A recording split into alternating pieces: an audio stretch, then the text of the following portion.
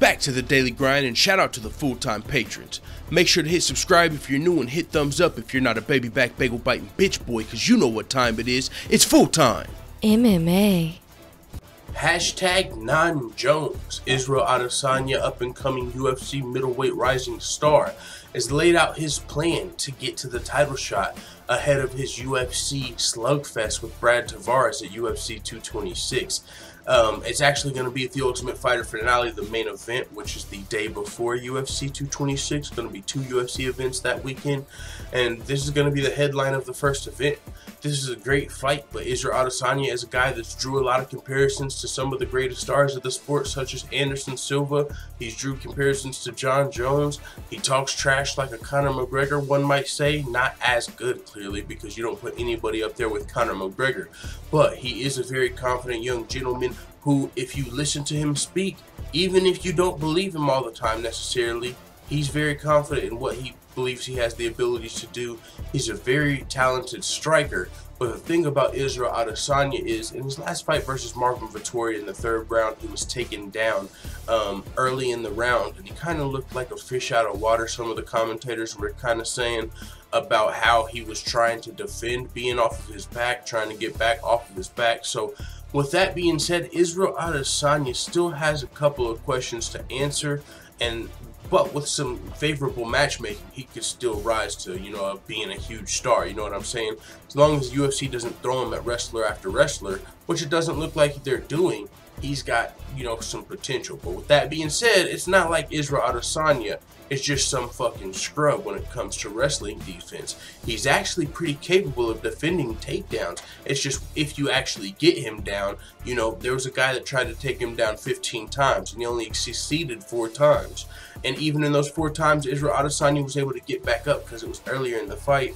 And then even in his recent fight versus Marvin Vettori, where he was taken down in the 3rd round, there was multiple times Marvin Vettori tried to get him down, but Israel Adesanya was able to get his underhooks in quick enough, defend takedowns very nicely. But once you do get him to his back, it can be a problem for Israel Adesanya. But as we can see in his matchup versus Brad Tavares isn't really known for his wrestling. He's a well-rounded fighter, but he's not known for trying to take guys down and smother them or anything like that. So it looks like Israel Adesanya at least has another fight to really not only work on his wrestling in the meantime, but it's not really a terrible matchup for Israel Adesanya. Now, with that being said, as far as terrible matchups go, he does have his eye on Chris Weidman, who's probably the best pure wrestler in the middleweight division. He's an All-American wrestler. Aside from, when you look at the top 5 of the middleweight division and you think of wrestlers, you got Yoel Romero up there and Chris Weidman. And when you're talking about more of a wrestling style, someone that's looking to take you down and control you and win that way, that's more Chris Weidman. Yoel Romero is also a very high-level wrestler, but he's known very, he can knock dudes out. He explodes on guys, whether it's in the 3rd round or whatever round. Yoel Romero's capable of, knocking you out in the 3rd round with some crazy-ass explosive move, whether it's a jump, flying knee, or something like that. You don't really expect that as much from Chris Weidman. So with that being said, what you do expect from Chris Weidman is a grappling-heavy game plan, which if you're a guy that's more of a striker, that's probably your worst matchup. But Israel Adesanya is looking like he's ready to take that challenge head on, because after Brad Tavares, he wants the winner of Uriah Hall versus Paulo Costa, and then after that, he's got his eyes on Chris Weidman. Now, Israel Adesanya definitely seems to be getting ahead of himself in saying this. I like where his mind is at, but at the same time, you can't tell me you're not looking past Brad Tavares just a little bit if you're already talking about not only your next fight, but the potential fight after that. Uriah Hall and Paulo Costa are going to be fighting at UFC 226. This fight's the day before. So that's, I like this. This one's fun. I'm a middleweight. These guys are middleweights, Tavares and Israel Adesanya, fighting really close proximity to Paulo Costa and Uriah Hall. They're fighting the next day. So it makes sense to target the winner of that fight. I'm fighting Friday. Those guys are fighting Saturday. Whoever wins that fight, maybe we meet up. I like that. But then when you talk about, and then after that guy, I want Chris Weidman, the best wrestler in the division, which is what Israel Adesanya is now saying.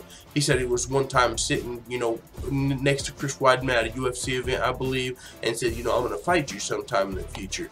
And that's wishful thinking and all, but not only is Israel Adesanya now looking past his opponents, plural, he's targeting a bad matchup once he gets up there. So we'll see what happens with Israel Adesanya. This is all sounds good, but just you ain't got to be scared to get your ass whooped. Just because you want to beat these two guys and then fight Chris Weidman doesn't mean you're going to beat those two guys, let alone beat Chris Weidman. So with that being said, it is what it is. Here's a couple of Israel Adesanya's words where he spoke on the situation. He said, I'm looking at everyone in the division. I already know who I want next. I want to fight the winner of Uriah Hall and that Brazilian kid. Speaking of the eraser Paulo Costa. Then he went on to say, when I was at UFC Atlantic City, we sat close to Chris Weidman and I told him multiple times around the hotel, I appreciate what you've done. When you broke Anderson Silva's leg, I cried, but I want to fight you.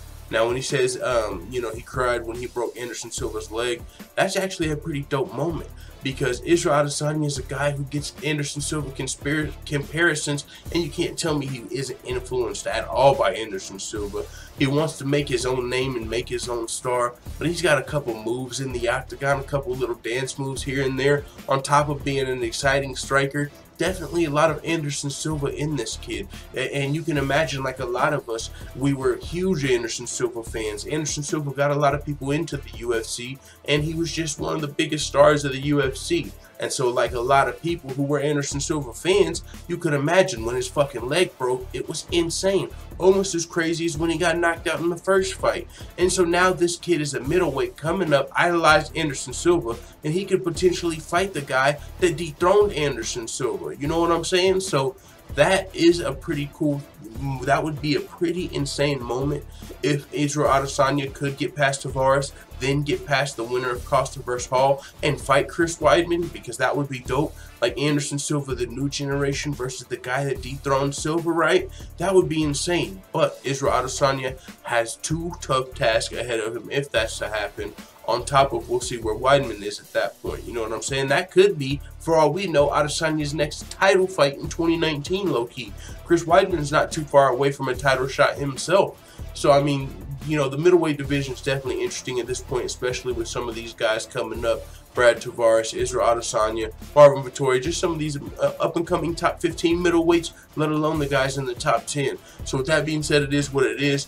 Definitely got to get to work later on today, so be away from the channel for a little while. With that being said, make sure this is just a fun thing for you guys to do. I'm testing it out. You don't have to if you don't want, but there's a new thing that someone said could possibly be replacing YouTube.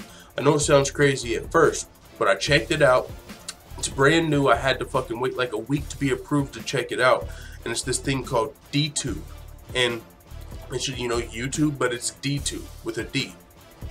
And what it is instead of paying you off ad money and shit like that, because clearly YouTube's ads situation has been pretty bad for creators over the last year or so. You know, people are looking elsewhere to make their revenue. You probably heard a lot of YouTubers speaking about this. But DTube, they pay you completely like in Bitcoin, and you like as you watch the video, you can see how much the videos worth, even just as a viewer. So if you go to like dtube.com/fulltimemma, I've got 2 videos posted up there right now. You'll see one of them might be already at like a dime, and the other one I just posted, so it might not be at anything. But that website looks really cool, so I'll probably just post duplicate uploads over there for now. I'll just post these videos to YouTube and DTube. And if you guys want to go check it out on DTube, that would be much appreciated. Leave a comment, let me know you checked it out. That would be super dope. Let the full-time family know what you think in the comments, though, about Israel Adesanya wanting to fight Uriah Hall versus Paulo Costa's winner, and then possibly even Chris Weidman. But he still has to fight Brad Tavares first at the Ultimate Fighter Season 27 finale the day before UFC 226. So with that being said, it is what it is. Let the full-time family know what you think in the comments. I'm out. And as always, thanks for watching this video. If you enjoyed this video, make sure you hit the subscribe button and also hit the notification bell right next to it so you're notified every time I upload a video. I'm out. This is #1 bullshit.